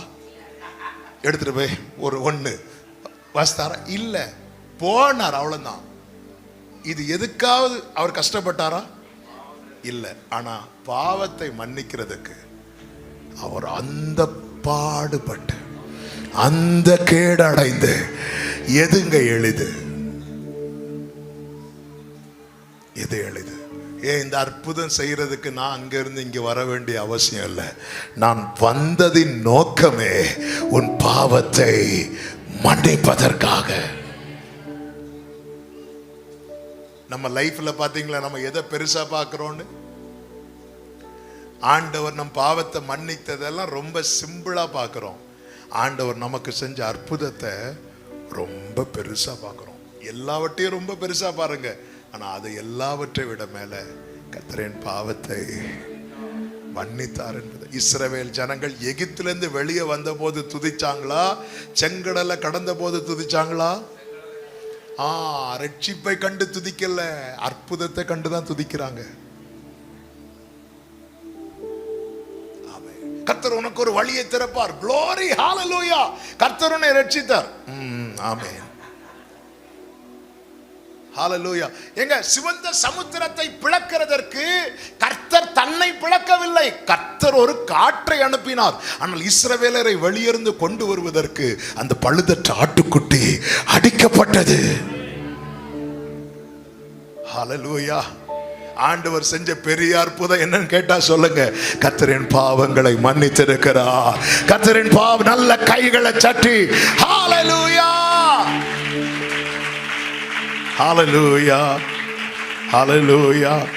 அந்த பாடுகள் கோரமாய் சகித்தார், பாவ நிவாரண பலியானார். என்னை நினைத்தார், தம்மை மறந்தார், இரத்தமும் சிந்தினார். கடைசி சொட்டு இரத்தம் வரைக்கும். உள்ளங்கையிலே ஆணிகள், அந்த கையில நம்மை வரைந்திருப்பதனால, பாதத்தில் ஆணிகள், அதிலே நமக்கு தஞ்சம் கொடுத்ததுனால, விழாவிலே ஈட்டியினால் குத்தப்பட்டார், நம்மை மார்போடு அணைத்ததினால, நம்மையே நினைச்சிட்டு இருக்கிறதுனால தலையிலே முட்களால் கிரீடம். அவரை பார்க்கறதுக்கு விரும்பப்படத்தக்க ரூபம் இல்லை. 33.5 வயசுல எவ்வளவு அழகா இருக்க வேண்டிய டைம் அது. அந்த டைம்ல அவர் அந்த கேடு அடைந்தார். இதுக்கு மேல ஒரு மனுஷன் கேடு அடைய முடியாது. அவ்வளவுக்கு. எதுக்கு தெரியுமா? எனக்கு வாழ்க்கையில் ஒரு அற்புதம் செய்யறதுக்கு இல்ல, என்னை பாவம் இல்லாதவனாய் மாற்ற. இந்த பாவ மன்னிப்பு நிச்சயத்தை பெற்றுக்கொள்ளணும்னா எங்க வரணும் தெரியுமா? இயேசுவினிடத்துல வரணும். இயேசுவினிடத்துல அந்த சிலுவை அண்டை வரணும். கல்வாரி பீடத்துல வரணும். அப்பான்னு ஓடி வரணும். தன் பாவங்களை மறைக்கிறவன் வாழ்வடையவே மாட்டான். அதை அறிக்கை செய்து ஒருத்தன் விட்டு விடுறானா அவன் இரக்கம் பெறுவான். சகையுவை பார்த்து இயேசு சொன்னார், இன்னைக்கு நான் வீட்டுல தங்க வேண்டும் என்றா. சகையு சீக்கிரமா இறங்கி அவரை நடத்தி கொண்டு போறான். வீட்டு பக்கத்துல வந்ததும் வேதம் சொல்லுகிறது, சகையு நின்று அப்படி நிக்கிறான். இயேசு என்னப்பான்னு கேட்கிறார். ஆண்டவரே, யாரிடத்துலயாவது நான் அநியாயமா வாங்கியிருந்தா நான் நாளத்தனையா திரும்ப கொடுத்துறேன். என் ஆஸ்தியில பாதியை நான் ஏழைகளுக்கு கொடுத்துடுறேன். இயேசு என்ன சொல்லுவார் தெரியுமா? இன்றைக்கு இந்த வீட்டுக்கு ரட்சிப்பு வந்தது. அதுவரை ஊரார் அவனை எப்படி அழைத்தார்கள் தெரியுமா? பாவி பாவி. இப்பொழுது இயேசு அவனை எப்படி அழைக்கிறார் தெரியுமா? இவன் ஆபிரகாமின் குமாரன். இயேசுவினிடத்துல நம்முடைய வாழ்க்கையில எழும்ப முடியாத பிரச்சனைகள், இந்த பாவத்தின் விளைவுகளை குறித்து வேதம் சொல்லுகிறது. ஏசாயா 59:2 நமக்கும் தேவனுக்கும் நடுவே பிரிவினை உண்டாக்குகிறது. நம்முடைய பாவங்கள் அவர் உங்களுக்கு செவி கொடாதபடிக்கு அவருடைய முகத்தை மறைக்கிறது என்று சொல்லப்பட்டிருக்கிறது. எரேமியா 5:25 உங்கள் அக்கிரமங்கள் இவைகளை விலக்கி உங்கள் பாவங்கள் உங்களுக்கு நன்மையை வரவொட்டாதிருக்கிறது. விலக்குகிறது. நிறைய நன்மை நமக்கு கை கிட்ட வரும்போது விலகி போகுது, கை கிட்ட வரும்போது விலகி போகுது. நிறைய நன்மைகள் நமக்கு ஆயத்தமாகிறது, வரல. வேதம் தெளிவாய் அதுக்கு ரீசன் என்ன? நம்ம ஒவ்வொன்றையா சால்வ் பண்ண பார்க்கிறோம். ஆனா பாவம் வேறா இருக்கும் போது அந்த வேர் பிடுங்கப்படணும். அதுக்கு பெஸ்ட் வே என்ன? அப்பா சமூகத்துல வச்சிருங்க. அந்த கட்டுல இறக்கி அவர் சமூகத்துல வச்சாங்க பாத்தீங்களா? என்ன வேணாலும் செய்யுங்க. என்னை கழுவ மாட்டவரே, நானாகவே வந்து நிற்கிறேன். என் வாழ்க்கையில ஏன் ஆண்டவர் அடுத்த ஸ்டெப் எடுத்து வைக்க முடியல? இந்த பிரச்சனைக்கு ஏன் ஆண்டவரே முடிவில்லை? எத்தனை நாளாய் சுமந்து கொண்டே இருக்கிறோம்? எத்தனை நாளாய்? இந்த 4 வாலிபர்கள் எத்தனை இடத்துக்கு இவனை சுமந்து கொண்டு போயிருப்பாங்க? எத்தனை நாள், எத்தனை முறை? இனியும் சுமந்து சுமந்து என் கழுத்தெல்லாம் நோகிறது என்று புலம்பல் 5 சொல்லப்பட்டிருக்கிறது. பாரம் சுமந்து கழுத்து வலிக்குதுப்பா. இளைப்பாறுதலே இல்லை. இளைப்பாறுதல் தரதான் கர்த்தர் அழைக்கிறார். வருத்தப்பட்டு பாரம் சுமக்கிறவர்களை நீங்கள் எல்லாரும், நம்ம ஃபேமிலியை பாருங்க, உங்க வாழ்க்கையை பாருங்க, உங்க குடும்பத்தை பாருங்க. பிரச்சனைகளுக்கு நிரந்தர தீர்வு கிடைத்திருக்கிறதா? இல்லைன்னாலும் நம்ம ஆண்டவர்கிட்ட விழணும்ல. எரிகோவை அவ்வளோ ஆயத்தத்தோட போய் ஜெயிக்கிறார் யோசுவா. இப்போ அடுத்து ஆயி என்கிற பட்டணத்துக்கு போகணும். எரிகோவை கம்பேர் பண்ணும்போது ஆயி பட்டணம் ரொம்ப சின்ன பட்டணம், ஈஸியா ஜெயிக்கலாம். அதனால யோசுவா என்ன பண்றாருன்னா ஃபுல் டீம் அனுப்பாம கொஞ்சம் பேர் அனுப்புறார். ஆனா இதற்கிடையில என்ன ஆகுது? ஆகான் என்கிற ஒருவன் சாபத்தீடானதை எடுத்து வைத்து விட்டான். கொஞ்சம் ஒரு சின்ன காரியம், அக்கிரமம் அங்கு குடி இருக்கிறது. பாவம் குடி இருந்தாலே நன்மை வரவிட்டாது, தேவனுக்கு செவி கொடுக்க முடியாது. போனவங்களை அந்த பட்டணத்தார் முறியடிக்கிறாங்க. ஒரு பெரிய ஜெயத்தை பார்த்தவங்க ஒரு சின்ன பட்டணத்துக்குள்ள தோத்துட்டாங்க. இந்த செய்தி கேட்டதும் யோசுவா உடனே அடுத்த டீமை கூட்டிட்டு போகல. யோசுவா காலையிலிருந்து மாலை வரைக்கும் வஸ்திரத்தை கிழித்து கொண்டு தேவ சமூகத்தில் விழுந்து கிடக்கிறான். ஏன்பா, என்ன ரீசன்பா? விழுந்து கிடக்கிறான். பாத்தீங்களா? காரணத்தை அறிந்து கொள்ள பார்க்கிறான். காரணம் என்ன? ஏன்பா, நேற்று நல்லா தானப்பா போயிட்டு இருந்துச்சு, இன்னைக்கு திடீர்னு ஏன்பா இப்படி ஒரு தோல்வி? நேற்று வரை நல்லா தானே ஆண்டவர் இருந்துச்சு, நல்லா தானே போச்சு ஆண்டவர், என்ன ரீசன்? நம்ம ரீசன் அறிகிறதுக்கு டைம் ஸ்பெண்ட் பண்ண மாட்டேங்கிறோம். அப்பா சமூகத்தில் உங்களை இறக்கி வைங்க, உங்களை அப்படியே வைங்க, அவருக்கு தெரியும். எனவே தான் தாவீது ஜெபிக்கிறார்ல, வேதனை உண்டாக்கும் வழி என்னிடத்தில் உண்டோ என்று பார்த்து இந்த மாலை வேளையில என்னை கேட்கிற சமீபத்திலும் தூரத்திலும் இருந்து கேட்கிறவர்களுக்கு சொல்லுகிறேன், உங்கள் பிரச்சனைகளுக்கு நிரந்தர தீர்வு தரதா கர்த்தர் இந்த பூமியில வந்திருக்கிறார். அது பாவமானால் அந்த பாவத்தை மன்னிக்கிற பரிகாரி இயேசு. இப்போ விழுந்து கிடக்கும் போது கர்த்தர் வெளிப்படுத்துகிறார், இங்க பாருப்பா இப்படி எல்லாம் காரியம் இருக்கிறது. உடனே யோசுவா என்ன செய்கிறான் தெரியுமா? அந்த காரியத்தை அப்புறப்படுத்துகிறான். அப்புறப்படுத்தின பிறகு மீண்டும் யுத்தத்துக்கு போய் அவன் ஜெயித்ததை வேதம் காண்பிக்கிறது. பாவங்கள் நன்மையை வரவிட்டாது இருக்கிறது. எத்தனை நன்மை நமக்கு வர வேண்டியது இன்னும் வராமலே இருக்கிறது. நம்முடைய அந்தரங்கத்தை ஆண்டவருக்கு முன்பாக நாம் வெளிப்படுத்தும் வரைக்கும் நமக்கு விடுதலை கிடைக்காது. உன் பெயர் என்ன என்று யாக்கோபு கிட்ட கேட்டார். அவன் யாக்கோபு என்று சொல்லும் வரைக்கும் அவன் இஸ்ரவேலாய் மாறவே மாட்டான். அவன் ஏசா என்று சொல்லி இத்தனை காலம் வாழ்ந்து கொண்டிருக்கிறான். ஏசா வேஷம், கைகள் ஏசாவின் கைகள் வேஷமா. வெளியெல்லாம் பார்த்தா ஐயோ இவங்களுக்கெல்லாம் ஏன் இவ்வளோ கஷ்டம் வருதுன்னே தெரியல, இவ்வளோ நல்லவங்களா. இந்த கட்டில் கடையா கிடக்கிறவன் என்னங்க பாவம் பண்ணிருப்பான்? அவன் யார்? திமுருவாதக்காரன். திமுருவாதக்காரன் என்ன பாவம் பண்ணிருப்பான்? தியேட்டருக்கு போயிருப்பான்? இல்லை 12 மணிக்கு இந்த ஒயின் ஷாப்பில் அப்படியே க்யூவில் நிற்பாங்களே, சர்ச்சில் கூட இப்படி ஒரு க்யூவை பார்க்க முடியாது. அவ்வளோ ஒழுங்காக வரிசையாக நிற்பாங்க. அப்போ இருப்பான். உன் படுக்கையில் இருக்கிறவன் என்ன பாவம் பண்ணியிருப்பான்? அது நமக்கு தெரியாது. மறைவான குற்றங்கள் கர்த்தருக்கு தெரியும்.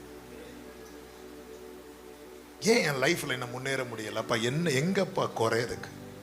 எங்கப்பா? இயேசுக்கு அவர் உதவுறதுக்குன்னே வந்திருக்கிறாருங்க. உங்களை உதற வரல, உங்களை உதவ வந்திருக்கிறார். அவர் தேவ தூதருக்கு உதவியா கை கொடாமல் அவன் ஆபிரகாமின் சந்ததிக்கு உதவுகிறதற்காகவே. பக்கத்துல பார்த்து சொல்லுங்க, உதவ வந்திருக்கிறார். ஆமே. நம்ம சொல்றோமா அப்ப எங்க ஏதோ பிரச்சனை இருக்குப்பா என்கிட்ட, ஏதோ என்னப்பா ப்ராப்ளம், ஆண்டவர்கிட்ட சொல்லும் போது அவர் வெளிப்படுத்துவாருங்க. அவர் வெளிப்படுத்துவார். ஆமே. இந்த காரியத்தை சொன்னது நேரம் போகிறது, இருந்தாலும் என்னாகமம் 25வது அதிகாரத்தில் நீங்க பாத்தீங்கன்னா, கர்த்தருக்கு மகிமை உண்டாவதாக.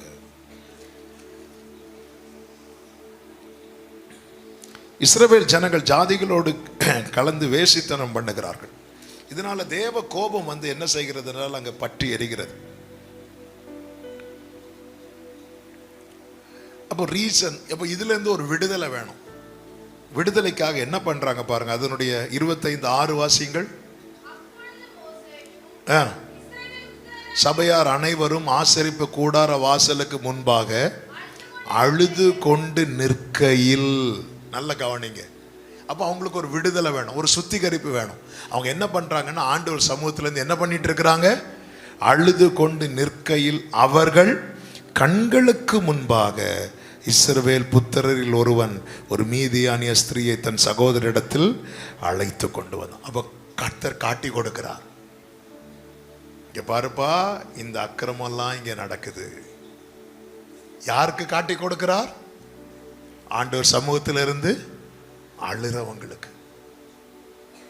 அப்படி காட்டி கொடுக்கும் போது 7வது வசனம், அதை ஆசாரியனாகிய ஆரோனின் குமாரனாகிய எலேசியர் மகன் பினெகாஸ் கண்டபோது அவன் நடுச்சபையிலிருந்து எழுந்து ஒரு ஈட்டியை தன் கையிலே பிடித்து போய் குத்தி போட்டான் என்று 8வது வசனத்தில் சொல்லப்பட்டிருக்கிறது. 8 கடைசி பாருங்கள். அப்பொழுது இஸ்ரவேல் புத்திரரில் உண்டான வாதை நின்று போயிட்டு. தெரியல எங்க கோட்டை, எங்க பிரச்சனை ஆச்சுன்னு தெரியல. அது தெரியணும், அது நம்ம கண்ணுக்கு தெரியணும். அவங்க என்ன பண்றாங்க? ஆண்டவர் சமூகத்துல இருந்து அழுறாங்க. அழுததும் கர்த்தர் கண்களுக்கு காண்பித்து கொடுக்கிறார். இதுதான் பிரச்சனை. தன் பாவங்களை மறைக்கிறவன் வாழ்வடைய மாட்டான். அவற்றை அறிக்கை செய்து விட்டு விடுகிறவனோ இரக்கம் பெறுவான். இப்பொழுது இரக்கம், இது கர்த்தரை கண்டடையத்தக்க சமயங்க. இது அனுக்கிரக காலங்க. இது ரட்சணிய நாளுங்க. என்னிடத்தில் வருகிறவனை நான் புறம்பே தள்ள மாட்டேன். ஆண்டவர் சமூகத்தில் விட்டு கொடுங்க. அவர் ரட்சகராய் இருக்கிறார். அவர் கிருபாசனத்தில் இருக்கிறார். கிருபாசனத்தில் இருக்கும்போது நம்மால் தைரியமாய் நெருங்க முடியும். நாளை அவர் நியாயாசனத்தில் உட்கார போகிறார். நெருங்க முடியுமா? முடியாது. இப்பொழுது நெருங்குங்கள். அப்பா, நம்ம குடும்பத்தை வைத்து பாருங்க, நம்ம லைஃபை பாருங்க. ஏன் ஆண்டவர் ஒரு வே ஓப்பன் ஆக மாட்டேங்குது? நிறைய காரியம் விலகு போகுது. அப்பா, நான் நெருங்குனா அது விலகுது, அது நெருங்குன்னு பார்த்தா நான் விலகுறேன். ஏதோ ஒன்று எனக்கு அந்த நன்மைக்கு நடுவில் இருக்குது. ஆண்டவர் ரீசன் என்ன? பாவம். ஆண்டவர் பாவத்தை மன்னிக்கிறார். அவர் எப்பொழுது பாவத்தை மன்னித்தாரோ உடனே அவன் படுக்கை எடுத்துக்கொண்டு எழுந்து நடந்தான் என்று வேதம் சொல்லுகிறது. அவர் எப்படி உதவுகிறார்? பாவத்தை மன்னிக்கிறார். நேரம் போகிறதுனால 2 காரியத்தை வேகமாய் சொல்லி முடிக்கிறேன். 2வது, அவர் எப்படி உதவுகிறார் தெரியுமா? லூக்கா 22வது அதிகாரம் அதனுடைய 31வது வசனத்தை வாசியுங்கள். சீமோனே சீமோனே, இந்த கோதுமை சுலகினால் புடைக்கிறது போல சாத்தான் உங்களை புடைக்கிறதற்கு உத்தரவு கேட்டுக்கொண்டான். நானோ உன் விசுவாசம் ஒளிந்து போகாதபடிக்கு உனக்காக வேண்டிக் கொண்டேன். கைகளை உயர்த்தி ஆமேன் சொல்லுங்க. 2வது, எப்படி உதவுகிறார் தெரியுமா? நமக்காக பரிந்து பேசுகிறார். சத்தம் ஆமேன் சொல்லுங்க பார்க்கலாம். 1 யோவான் 2வது அதிகாரம் அதனுடைய 1வது வசனத்தை வாசியுங்கள். பிள்ளைகளே, நீங்கள் பாவம் செய்யாதபடிக்கு இவைகளை உங்களுக்கு எழுதுகிறேன். ஒருவன் பாவம் செய்வானானால் நீதிபரராயிருக்கிற இயேசு கிறிஸ்து நமக்காக பிதாவினிடத்தில் பரிந்து பேசுகிறவராயிருக்கிறார். என் ஆண்டவர் எப்படி உதவுகிறார் தெரியுமா? பரிந்து பேசுகிறார். எப்படி பரிந்து பேசுவார்? பாவம் செய்கிற ஒருத்தனுக்காக இயேசு அப்பா கிட்ட எப்படி பரிந்து பேசுவார்? உங்க பிள்ளை தப்பு பண்ணிட்டான், ஸ்கூல்ல கூப்பிட்டு விடுறாங்க, நீங்க போறீங்க. பிள்ளை தப்பு பண்ண, அவன் பண்ண தப்புக்கு அவன் இந்த ஸ்கூல்லையே படிக்க வைக்க கூடாது அப்படி சொல்லும் போது நீங்க என்ன சொல்லுவீங்க?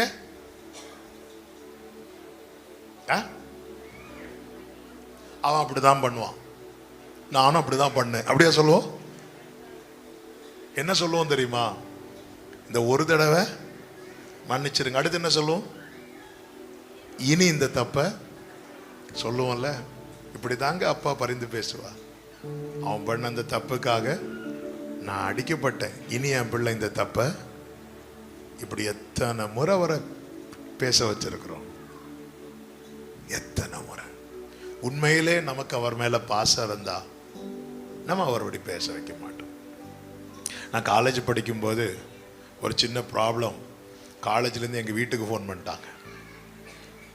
ஃபர்ஸ்ட் இயர் 2nd செமஸ்டர் படிக்கும்போது பார்த்துட்டு இருக்கிறேன், எங்கள் கார் வருது, எங்கள் அப்பா வராங்க. எனக்கு தலையிலேருந்து புகை போகுது. போச்சு, ஐயோ அப்பாவை வர வச்சுட்டேன்னு. எங்கள் அப்பா வந்ததும் HOD ரூமுக்குள்ளே கொண்டு இருந்துறாங்க. எனக்கு பாடம் எடுத்த டீச்சர்ஸ் எல்லாம் நான் எழுதின எக்ஸாம் பேப்பரை தூக்கிட்டு வராங்க. இந்த சாஸ்திரிகள் இயேசுவை வந்து பணிந்தது போல எல்லாரும் கொண்டு வராங்க. மார்க் பார்த்தா 0, 1, 2 எல்லாரும் வரிசையா நின்று கம்ப்ளைண்ட் மேல கம்ப்ளைண்ட் வைக்கிறாங்க. நான் எப்படியே நிக்கிறேன், எங்க அப்பா அப்படியே உட்கார்ந்து இருக்கிறாங்க. அப்ப எங்க அப்பா அவங்கள்ட்ட சொல்றாங்க, இனி இந்த தப்பு வராது அப்படிங்கிறாங்க. இனி இந்த தப்பு வராது, இனி இந்த தப்பு நடக்காது. அதுக்கப்புறம் நான் தப்பே பண்ணக்கூடாது, அப்படி இருக்கக்கூடாது, என் ஃபோக்கஸ் கிடையாது. என் ஃபோக்கஸ் என்ன தெரியுமா? இனி அப்பாவை காலேஜுக்கு வர வச்சிடக்கூடாது. அதுக்கப்புறம் 3 வருஷம் இந்த காலேஜில் படிச்ச இந்த 3 வருஷமும் என்னுடைய நோக்கம் எதுவா இருந்துச்சு தெரியுமா? ஃபர்ஸ்ட் ரேங்க் வாங்கணும் இல்லை. அதுக்கடையில் எங்க HOD வர சொல்றாங்க, இனி உங்க அப்பா வருவாங்களா கேட்கறாங்க. நான் சொன்னேன், வரவே வைக்க மாட்டேன், வர வைக்கணுங்கிறாரு. இவர் என்னடா புதுசா சொல்றாரு? எதுக்கு வர வைக்கணும்? நீ கோல்டு மெடல் வாங்குறத சுத்தம் நல்லா வாங்குவோம், கோல்டு மெடல் வாங்குறத உங்க அப்பா பார்க்கணும், அப்படி வர வைக்கணும்னு. அதுக்கப்புறம் என் ஃபோக்கஸ் எதுல இருந்துச்சு தெரியுமா? எங்க அப்பாவை நீ வர வச்சிடக்கூடாது. அந்த ஃபைனல் இயர் ஃபைனல் டே முடிச்சதும் வெளியே வந்துட்டு அப்பாடா அப்படி வச்சேன். ஏன்னா அதுக்கப்புறம் எங்க அப்பாவை, ஏன் அப்படின்னா எனக்கு எங்க அப்பாவை ரொம்ப பிடிக்கும். எங்கோ நான் வெட்டி போடப்பட வேண்டியவர்கள். எனில் என்ன கண்டி என்னை நேசிக்க இப்பாவிக்கு தகுதி இல்லையே. லூசிஃபரை தள்ளும் போது இயேசு பரிந்து பேசல.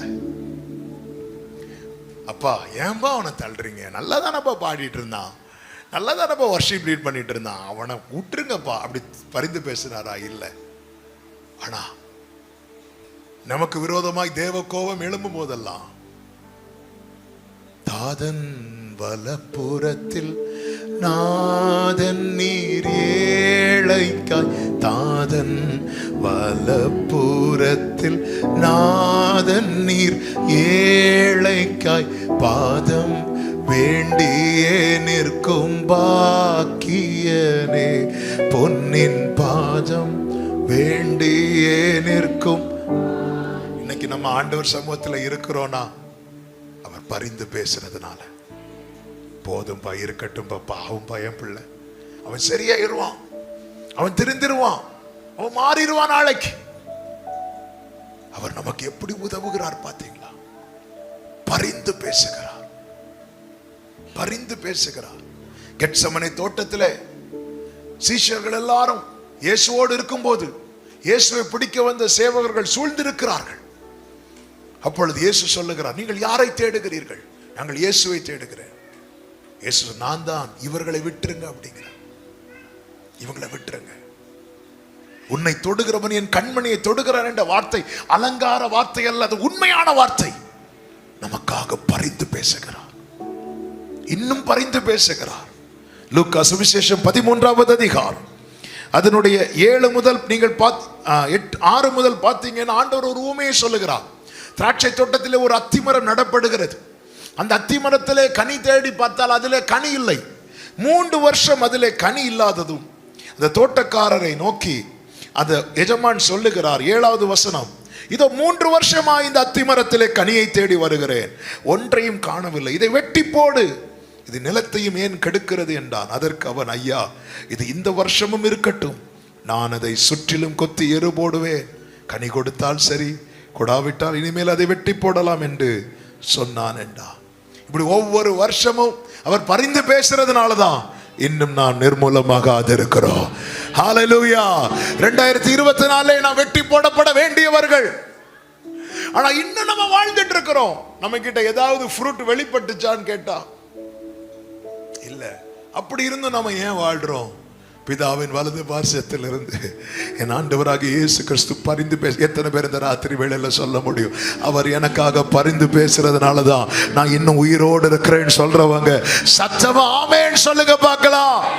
1000 நாவிருந்தாலும் நன்றி சொல்லி தீராதே, வாழ்நாளெல்லாம் உம்மை பாட வார்த்தைகளும் போதாதே, நான் உள்ளளவும் துதிப்பே உன்னதர் இயேசுவே. ஒவ்வொரு முறை நீங்க ஆலயத்துக்கு வரும்போது அதான் தாவீது சொல்லுகிறார், நானோ உமது மிகுந்த கிருபை. அப்ப நீங்க பரிந்து பேசினதுனாலதான் நான் நிக்கிறேன். ஊழியம் செய்ய மேடையில ஏறும் போதெல்லாம் இந்த உணர்வு இருக்கும், ஆண்டவரை பாத்திரவானே அல்ல, உங்க காருண்யம் விழுந்தவர்களிடத்தில் கண்டிப்பையும் உன்னிடத்திலோ தயவையும் காட்டியிருக்கிறார். இதை மறந்துடாத. ஆண்டவரே, இதுக்கு நான் என்ன செய்யணும்? என் பிள்ளைகளே, நீங்கள் பாவம் செய்யாதபடிக்கு நான் இவைகளை உங்களுக்கு சொல்லுகிறேன். மீண்டும் மீண்டும் பாவம் செய்து தேவனை பரீட்சை பார்க்கிறவர்களாய் இராதபடிக்கு தேவன் நம்மை காப்பாராக. கைகளை உயர்த்தி ஆமென் சொல்லுங்க பார்க்கலாம். அவர் என்ன செய்கிறார்? மன்னிக்கிறார், பரிந்து பேசுகிறார். இன்னொரு வார்த்தை சொல்லி ஜெபிக்கிறேன். மத்தேயு 27வது அதிகாரம் 26வது வசனம்.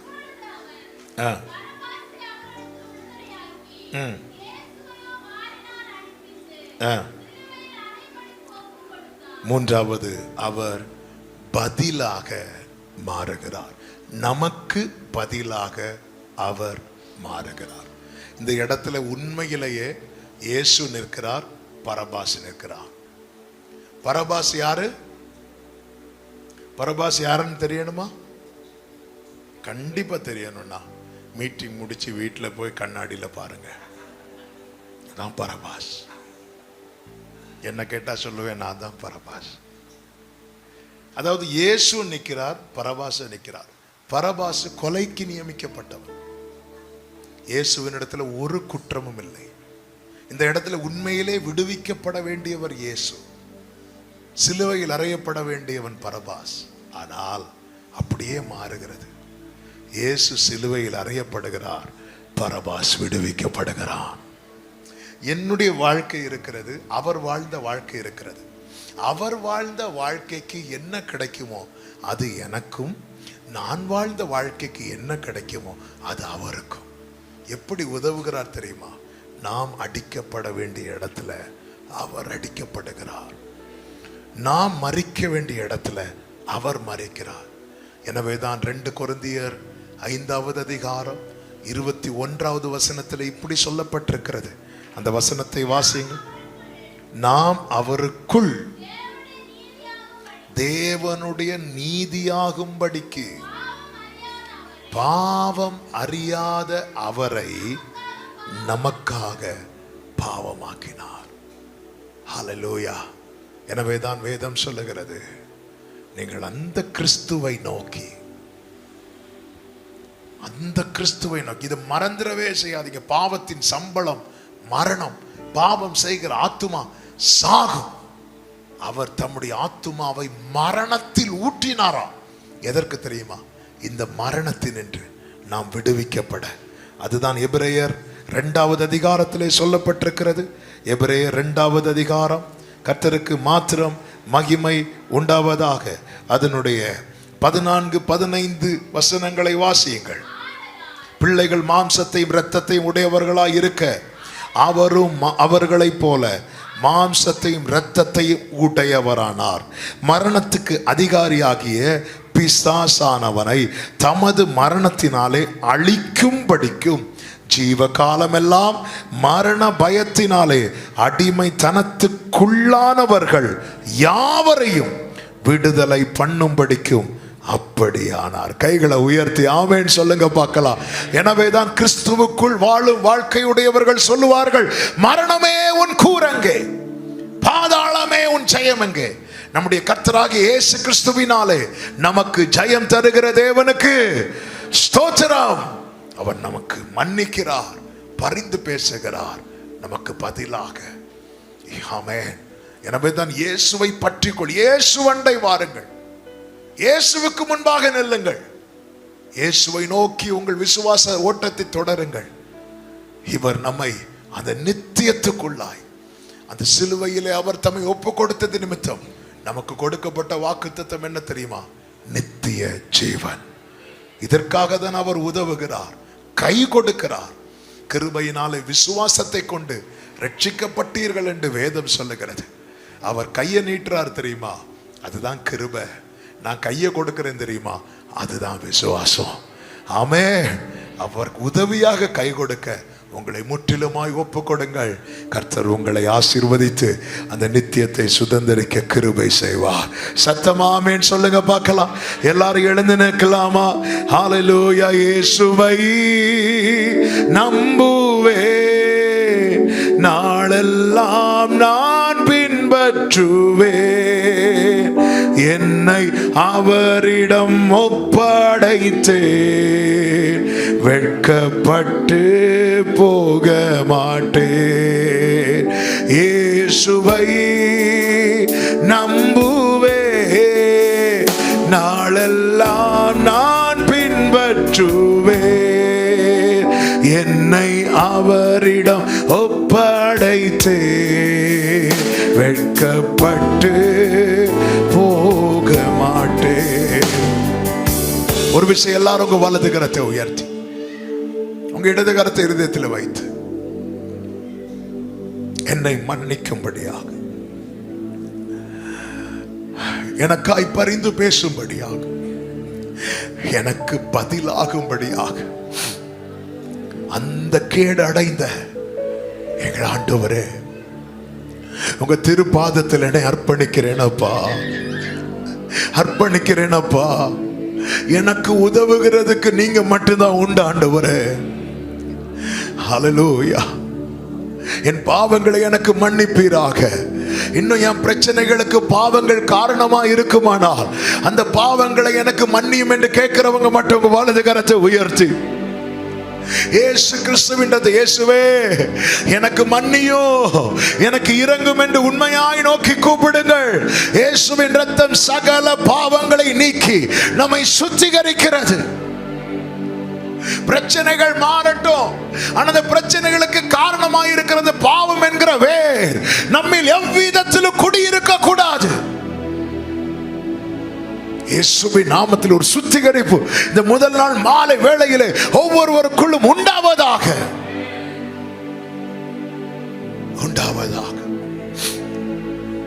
கழுவுங்கப்பா. கல்வாரியே அன்பினைய ரெண்டு கைகளை விரிச்சு கண்டு விரைந்தோடி வந்தே கழுவும் திருரத்த கரை நீங்க. கேளுங்க, கழுவும் கழுவும் ஆண்டவரே, கழுவும். உரமல மச்சுடரம சந்தனபல கரபாபாபா. அப்பா, நீங்க பரிந்து பேசுறதுனால மட்டும்தான் நாங்க நிர்மூலமாகாம இருக்கிறோம். பாவம் செய்யாத வாழ்க்கை வாழ எங்களுக்கு கிருபை தாங்கப்பா.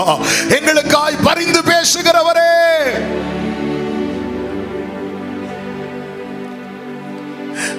நாங்க அடிக்கப்பட வேண்டிய இடத்துல, நாங்க மறிக்க வேண்டிய இடத்துல எங்களுக்காய் மறித்த எங்கள் பரிகாரியே,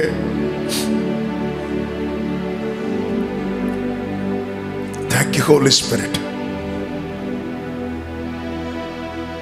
உம்மை நம்பி வாழ,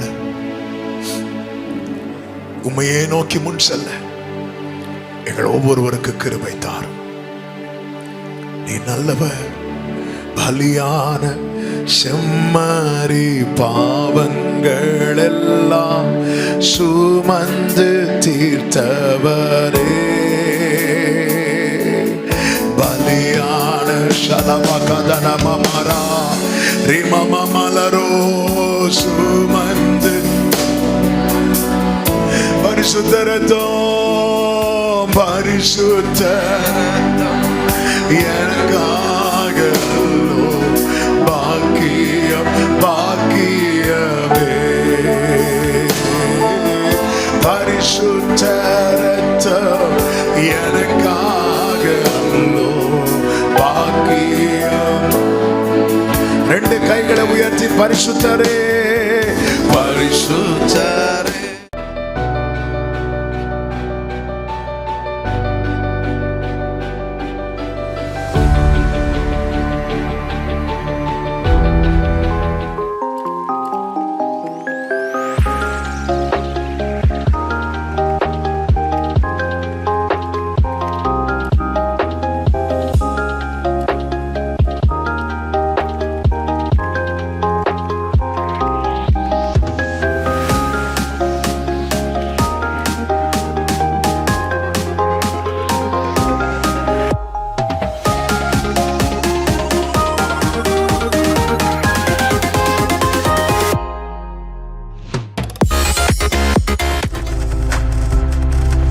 நீங்கள் பார்த்துக் கொண்டிருப்பது உங்கள் ஜாய் டிவி. உங்கள் துக்கம் சந்தோஷமாய் மாறும்.